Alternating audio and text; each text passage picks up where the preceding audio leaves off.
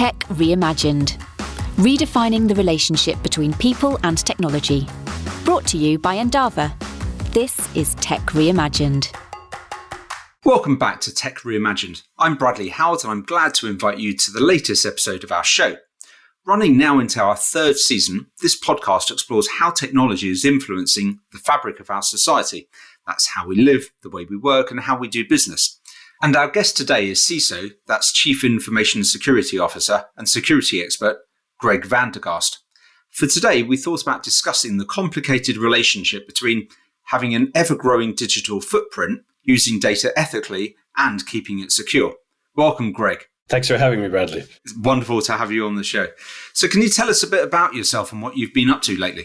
As you mentioned, I'm a Chief Information Security Officer for a company called Scalpy GmbH. Probably not terribly well known outside of Germany, but we help a lot of global companies, extremely large multinationals, primarily kind of fast-moving consumer goods, manufacturing, automotive, aerospace, find and manage their supply chains. So, if a certain car company needs to manufacture something and they're looking for parts, we will scour the internet, a lot of machine learning, data science, AI, and what normally takes 6 months to find one supplier who can forge some rare metal with some special process, we'll do in maybe 6 weeks and find them 7 or 8 or 10 companies to make supply chains both resilient, but also quality options, price options, that sort of thing. And we deal with a lot of data. I'm sure you do. And I'm sure you've been very busy during the pandemic with supply chains going all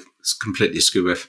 Yes, it's definitely been, it's one of those opportunities in disguise for us. So let's get started on data specifically. So the amount of personal data that's being stored is incomprehensible to the average person. Most of us give some of it willingly in exchange for customized experiences and improved services.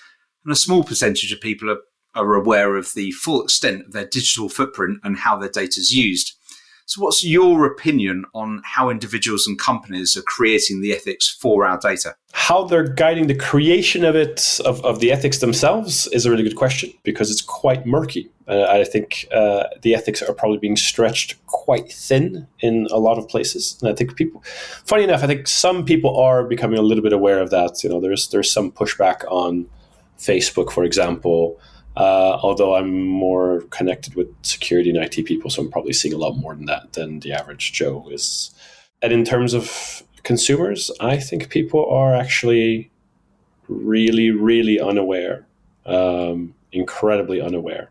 And I actually recently saw a video about, it was an American, I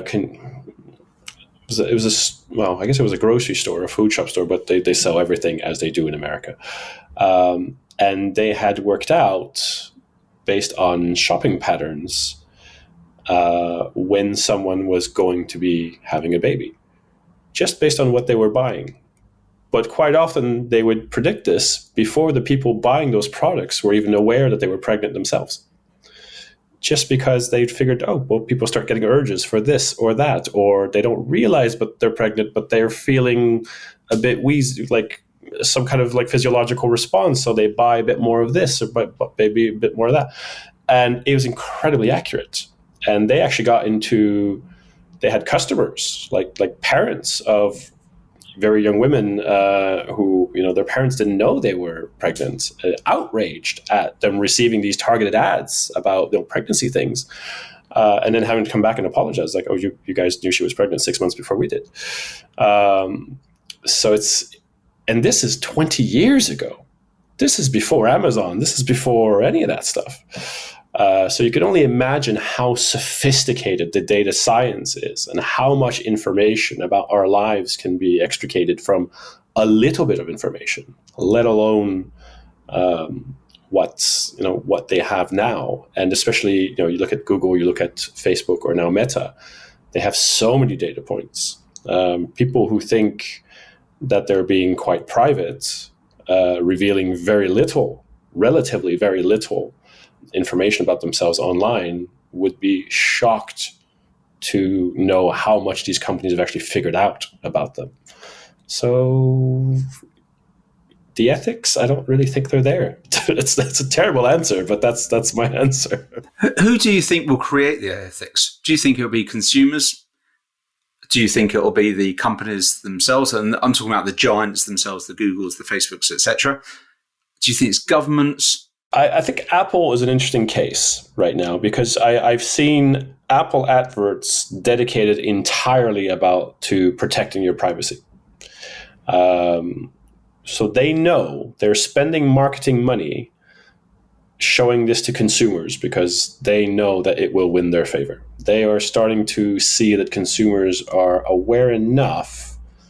They don't understand how any of it works, but they're aware enough that if we send them a message that we care about this stuff and we've got features to help you with this stuff, that they're going to like that and they're going to buy our products, which in a way is actually using the data that they have about people to shape their shopping habits. So you question the ethics of that one even. But then there are other, cases which I won't mention specifically where they've had data breaches or not data breaches in the maybe conventional security, but where they've been called out for using data in ways which were questionable.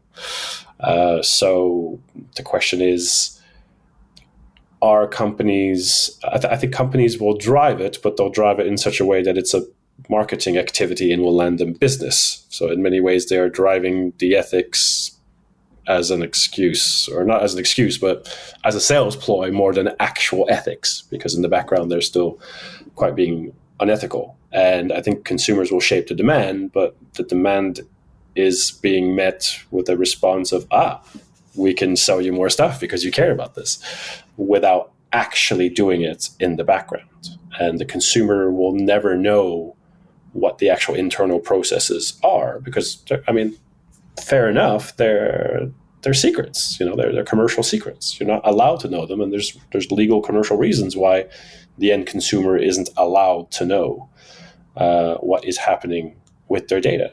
Even with GDPR, it's very tricky. Playing devil's advocate on the Apple story, it's all very well Apple saying no more third-party cookies, etc. That's fine when you manufacture the handset and have such a massive footprint of your Safari browser on your own handsets as well. So you know everything about the user anyway. You're the guardian, basically. You're just saying to everyone else, you can't track my customer now. I just wanted to play devil's advocate on that.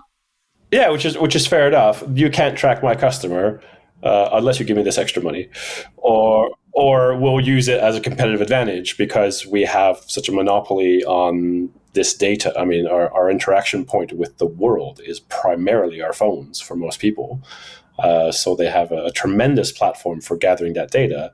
And, don't get me wrong, I have all Apple products. But I'm not under any illusion that my data is perfectly safe with them and that it's not being used to map me out in some way. So from an end user perspective, that's the vast majority of people. How do you think they balance between security and freedom or functionality? Do you think most people care about security, by the way? Well, the interesting thing is, I don't think most people are. I think people care, but I don't think people are aware. And it's funny how we talk about balancing security and functionality, because all the times where a website asks you whether you accept or deny the cookies, or just the functional cookies, or all the cookies, or none of the cookies. It doesn't seem to make any difference what I press. I still get the same experience. I can't recall a time where I've denied all the cookies and the website experience wasn't fine. So why would I ever accept these? So that's an interesting. But do you know what I mean? Like, it's never. I'm not an expert on any of these things, by the way, but. There are certain things where you need to give your data. If I'm going to do some skydiving and they need some next of kin, yeah. If I'm buying something, yeah, they need my payment information. I think it's important to. I think it's everyone's almost civic duty to insist that people collect as little data as possible, and be adamant of you don't need this data. You don't need to know my date of birth. You don't need to know this. You don't need to know that.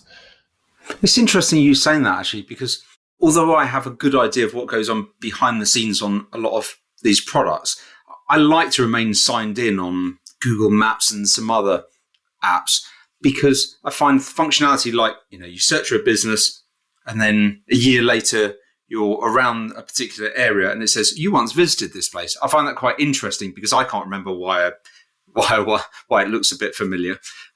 So I find that useful, but I know lots of people who think that is the creepiest thing in the world and shouldn't be allowed, which is why I think the whole data ethics has a big question over it about, is it useful? Is it not useful? What's the compromise there? Well, I think ultimately, and I think you make a great point there, it's like it shouldn't just be about choice. Like if I want, some people don't trust the government for absolutely anything, and they want to live in, a shack by a lake in the mountains with a bunch of guns if anyone comes within half a mile. And other people are like, yes, implant me with this chip so I can pay by swiping my hand. So, yeah, different horses for different courses, right? So I think ultimately the ethics come down to choice, and choice can't be made without awareness. So I guess, by the way, we've not rehearsed any of this, and I am not an expert in this topic. So this is just a discussion. But I think the conclusion I'm reaching for myself is it's down to choice. Yeah. Can you talk a little bit about the difference between data protection and data security? Yeah, and I was actually just about to say the caveat there is the choice has to be enforced. The choice has to be protected by the other party. And we were talking about this kind of off air before. So funny enough, data protection and information security say pretty much the same thing. It's data and information protection and security. However, the way we use it, information security tends to be what we call cyber, systems, data, that sort of thing. Whereas if you go to data protection, it's much more the legal process, the principles of collecting data, privacy, and so on. And the story I was recanting before was I was once invited to speak at a data protection conference. And I was like, well, great, but I'm in information security, so I don't really know anything about this. And so I decided to present on, because I'm quite critical of the security industry, my presentation was how information security hurts data protection.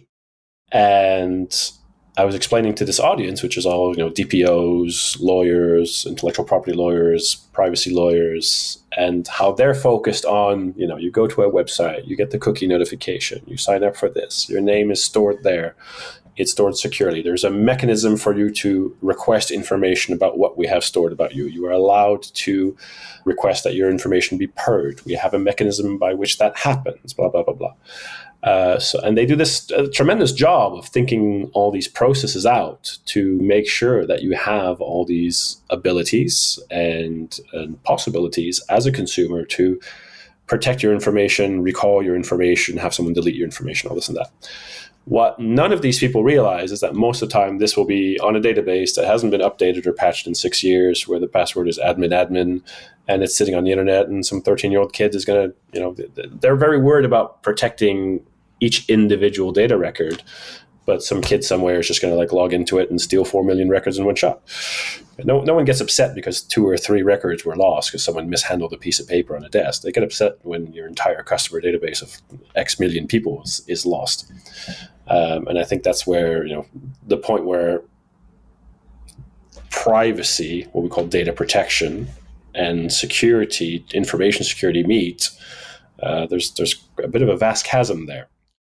I think privacy in many ways, as ambiguous as it is, it's kind of more mature from a legal and process standpoint, whereas information security is often very questionable, nebulous, and run like a bunch of geeks, like 15-year-old me, who can't hold a conversation, so we're completely unaccountable for our actions because no one wants to talk to us anyway.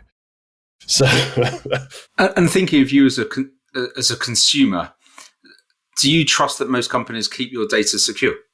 I think I know what the answer is going to be. No, it's just a flat no. It's just no. Between some large companies, significant legal departments, a lot of process, a lot of governance, do a better job, but stuff gets outsourced. We've seen stories where someone, I'm sorry to keep picking on Apple, okay, I'm a lifelong Apple product person, But there was a story where someone in I think a support center in India had access to someone's private pictures on their phone or their iCloud account, and they came out, right? So the supply, especially these very large companies, have a better chance of being more resilient because they have the resources, but they also have a lot of people, and there's a lot of human factors and a lot of suppliers and dependencies. And they probably have third-party risk management. And when you think you're dealing, Apple might be an exception. For all I know, Apple has most of its stuff in-house. But a lot of companies out there use tons of third-party services. They might be using a data lake for this or hosting for that, a data processing company for something else. And you're dealing with one company that you're aware of, but to provide the service, they're using your data is going through 15 other companies. And they have, agreements with those companies, but you're not aware of them. They're in the contracts and there's internal audits and stuff. But as an end consumer, you're not necessarily allowed to see them, nor do you have a right to audit for those third parties.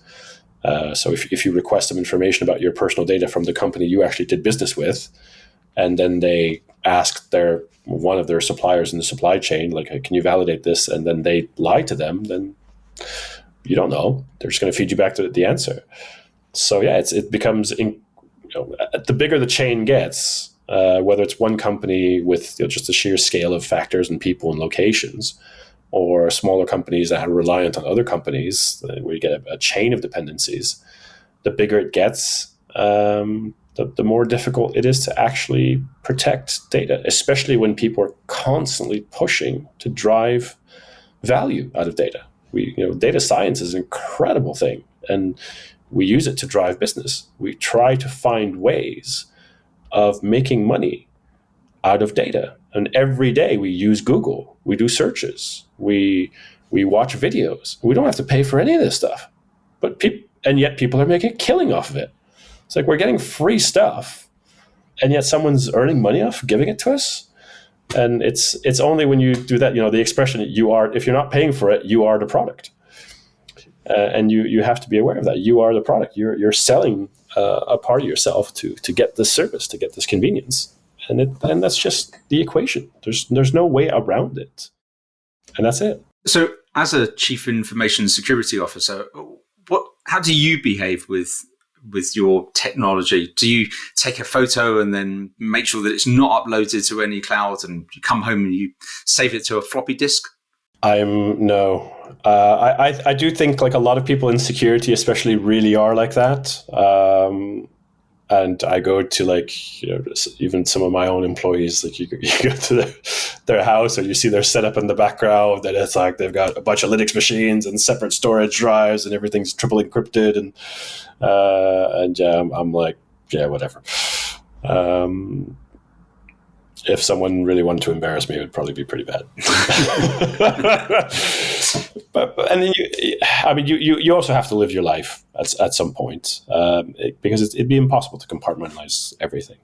So I think the easiest thing is simply to give out as little data as possible. I mean, I'm very active on LinkedIn, but I don't put a lot of personal data there, and that's it. I live, maybe it's my old age, but slightly off the. Compared to your average 25, 30-year-old nowadays, I'm basically off the grid. Even though searching my name gives you 20 pages on Google, I'm relatively off grid. I don't have a huge public Instagram or TikToks or any of that stuff. Right. Do you have any security advice for people that don't work in the technology industry? So my very, very simple advice: use strong passwords. I know it sounds incredibly cheesy, but use those password managers you can, and the randomly generated password things, and obviously use different passwords for different sites. I know it sounds really simple, but it's actually the most that you can do. And one feature, we're going to say something positive about Apple. When you go into your Safari and passwords, the Apple, I think it's Safari, there's actually a screen on your phone where it will tell you which of your passwords it knows to have been compromised on which sites. And the interesting thing is I have about 100 right now, And I use those completely random passwords on all of them, and they're all different passwords. And none of those companies, and some of them are big names, have ever notified anyone of a breach. But if my completely random password is out on the darknet somewhere, clearly it came from somewhere, and it's only been used in that company. So that makes you realize the scale of how many compromises there are in a lot of big companies that we trust that are never actually notified. But you do have a feature where you can actually change it. So I think that's a big one. And just give out as little information as possible. If you're filling in a profile, don't reuse passwords, don't share passwords, use complex passwords. If you're filling out, if you're signing up to some online forum or something, just put a fake name, date of birth, whatever. There's no need for you to put your real address, real phone number, any of the real information in there. And quite often it's very basic websites that someone sets up that, it's just some guy in his basement, for his car club or his knitting club or her knitting club or whatever. And it's saying terribly sexist things, apologize. They get compromised, but people that signed into that use the same password as they use for their Amazon and their eBay, and that's how they get compromised. So it's important to realize that a site with maybe a lower level of technical maturity is quite likely to get hacked and have your credentials taken, and they'll never know that they've been hacked, and they'll never tell you. So yeah, that's my consumer tip. That's really interesting. And do you have any tips for how we can educate the next generation on security? It's tricky, isn't it? Because I generally think the best way of mitigating it is to put as little information about yourself out there in the first place. Yeah, but that doesn't really apply to the next generation at the moment. Not from my experience. Yeah, exactly. That's kind of my point. They're really quite keen to put it out there, which I guess you shouldn't be too surprised if it does eventually get compromised. Well, they say companies learn very quickly from breaches, so maybe our kids will too. No, other than that, I don't really. I mean, I do think companies. So, for example, go on Apple. This feature where you can generate your own random passwords. That's very helpful. iPhone now has a feature where every time you have to fill in a password field, it will actually come up with hide my email, and it will generate a random email address that they own, that if you get an email to, they will forward on to you. So these third-party companies won't actually know your real email address. I don't use it, and annoyingly, it won't actually just put in my real email address. I always have to type it out. But so we are building more and more things to help people, and I do think this is a little bit counterproductive in some way because we're helping people do stuff without their understanding of why it needs to be done, and then they take it for granted. And then when that help isn't there, they're not aware of it. Just like nowadays, you have people who crash their cars into the hedge, and their answers to why is, "Oh, I didn't realize I had to steer." Because we've built so many safety systems into the car that people have lost the ability to think about the problem or what they should be doing. So it's a bit of a double-edged sword. Younger people nowadays are more comfortable with technology and use more technology than ever before, but they have less and less understanding about how it actually works underneath. And I think that's a little bit worrisome because there's this disconnect with being able to justify or understand why certain things work certain ways or why you should or shouldn't do certain things certain ways. I would extend that even further into not appreciating the business value of that data as well. So in the old days when we used to kind of fill in a paper form with our details, you were pretty comfortable. That went back to the company. That was it. Now, when I was talking to my kids about this recently, every Google search you do, every time you're using any of the Google products, it's just collecting more and more data about your usage, things that you don't even realize about the time of the day, about some of the weather scenarios, etc. And it's creating that entire digital image of your behaviors and then selling that to millions of other companies that can then start advertising towards you. Now, I don't have a problem with that because I think getting a free search engine that's as good as Google is phenomenal. The fact that we don't pay for it, I just can't believe it's going to carry on free for a while. But to understand that their business is to take that data and then resell it on, my kids had no idea about that. And I still, to this day, don't think they really understood it either. Yeah, I think it's important to explain the commercial models behind this. Back to what we said before, it's like if you're not paying for it, you are the product. And you have to understand that you are giving away a little piece of yourself every time you give some information, and they will use it to manipulate you even. And that's, I think, the really insidious part. It's not just products. It's the, governments will try to manipulate your thinking. The corporations will try to manipulate your thinking. So it's quite insidious, and we have to be aware of it. Great. Well, thank you very much, Greg. That was really interesting. Well, thank you so much, Greg, for your time and your experience telling us about data security. It's really interesting stories that you sprinkled in there as well. To all of our listeners, hope you enjoyed this edition of Tech Reimagined. Thanks for joining us today, and looking forward to doing so next week as well. Please hit the subscribe button and hit the like button if it's on your app.